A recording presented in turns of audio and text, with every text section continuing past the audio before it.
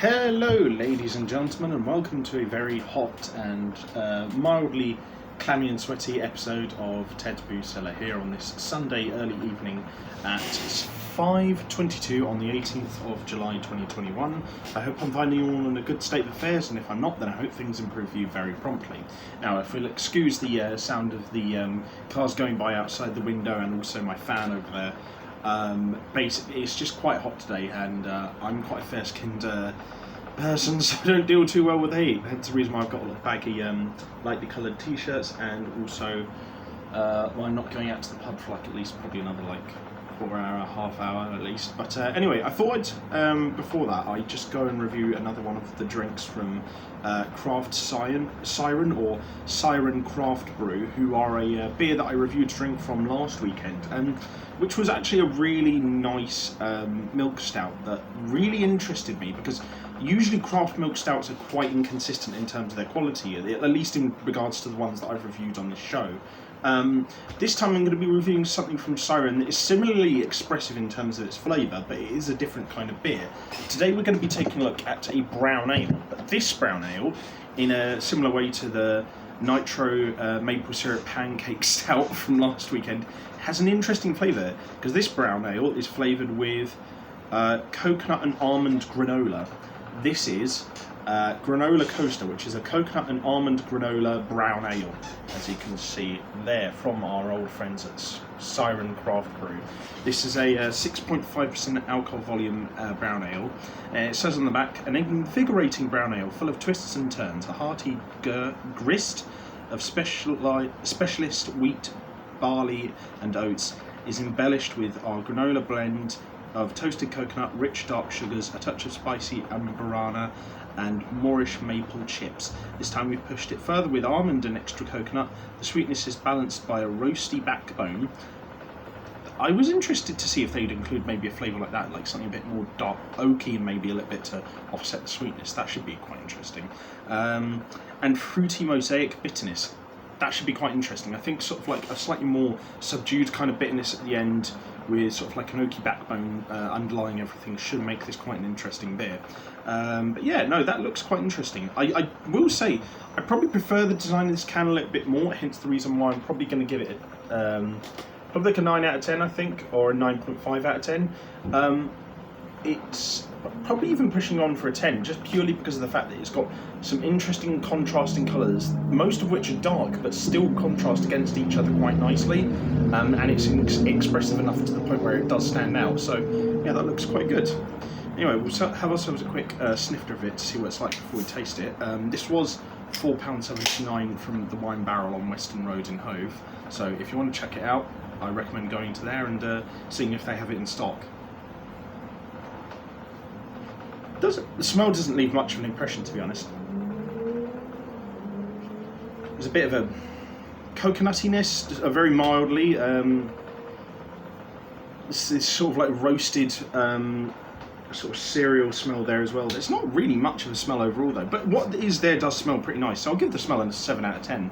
The flavours that are present in the smell are nice, it's just there's not really much to comment about other than coconut, cereal and roasted after smell. I mean, it smells good though, so yeah, it doesn't leave a huge amount of an impression on the nose, but it does smell nice and it doesn't cloy in the nostrils too much. So, quick palate cleanser of water.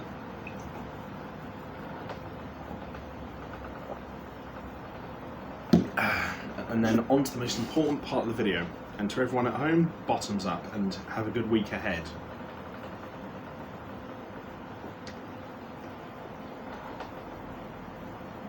Oh wow, that's a very unique flavour.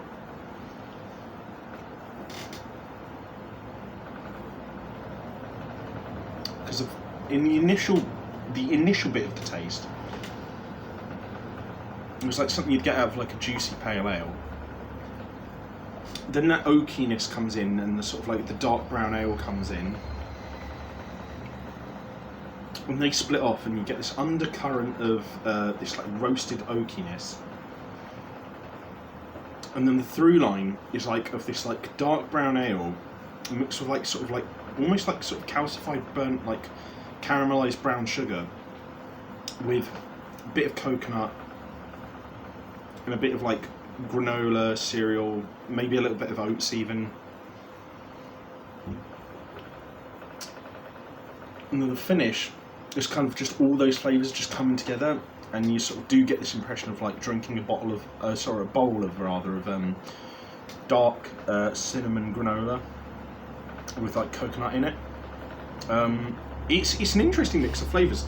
It kind of melds together in a way that I didn't really expect. The overpowering sort of taste I feel probably is coconut more so towards the end, and then in the middle or throughout the through line and the undercurrent is that rich, like burnt oakiness with like sort of the caramelised brown sugar and the sort of granola-y, cereal-y taste. So to be fair, in terms of like the flavours they were going for, they got everything right off of what they said on the tin. Brown ale, I would say rich dark sugars. Yeah, I definitely get impressions of that. Touch of spicy and guarana. Not so much of spiciness. I don't get much of a spicy taste. I do get a sense of like Moorish maple chips though, like they said on the back. That comes in more so towards the end, but you do get that caramelised brown sugar taste throughout, so that is quite nice. Almond and extra coconut. I definitely get an impression of coconut. Almond's not so much. I mean, there is like a tiny bit of it towards the end, but it's really quite just there. I would say, yeah, the sweetness is balanced by a roasty backbone, like it says on the back of the can. And the mosaic sort of bitterness kind of sort of like has a little bit of a fizzle towards the end. I feel like the bitterness and the presence of the almond flavour could be a little bit stronger to sort of like counterbalance everything and make everything a little bit more balanced. But I will say that the way they described it as like having a roasty backbone to sort of like counterbalance all the sweetness, that is very much true. And they've definitely made what is overall a very balanced beer. I feel there's probably a couple of things they could have tweaked towards the end with the flavour that could have made it a little bit more balanced and would have made it pretty much damn near perfect. But generally speaking, as far as things go, this is a really good craft brown ale. That's the only thing. I think the texture is really nice. The texture is quite smooth. It's got a tiny bit of fizz towards the beginning, and then it just sort of smooths out towards the end. And it just complements the flavour by allowing it to just express itself. I think overall, I probably would rate this like a 9 out of 10. It's really good. It's just like, I feel like just accentuating some of the flavours in terms of like the almondness, the sort of mosaic bitterness, and a little bit of like maybe a bit of like that spiced edge they mentioned on the can. If they'd accentuated those aspects a little bit more to like counterbalance the roasted sugar sweetness, the caramelised maple sweetness, and like the the slightly bitter backbone, I feel like then it would have been pretty much damn near a 10 out of 10. As it is, I still think a 9 out of 10 is really excellent. And the thing is, those aspects I mentioned that are sort of slight downcomings aren't anywhere near bad enough to sort of like really make it any considerably any worse than it already is. And I mean, to be fair, like a 9, comparing something between a 9 out of 10 to a 10 out of 10 isn't a huge jump in quality, so I would say this is pretty much almost as damn near perfect. It just needs a little bit of tweaking, and then I think, yeah, it is perfect, but really still is. I would be more than happy to go out of my way to get this again and pay full price for it, because this is one of the best craft brown ales I've ever had. Honestly, this is fantastic stuff. But anyway, if you guys like this video, leave a like, share and subscribe. If you think it is a 9 out of 10 or you don't, let me know in the comment section below, where you can also leave suggestions for me for future episodes of Ted's Brew Cellar. And if you want to check out anything else I do online, I'll leave the links to all that in the video description down below as well. So, until next time, have fun, stay safe whatever you're doing, don't do anything I wouldn't do, wash your hands, take a mask with you to the shops, drink responsibly, know your limits, and I'll see you guys at the bar next time on Ted's Brew Cellar. Bye bye for now.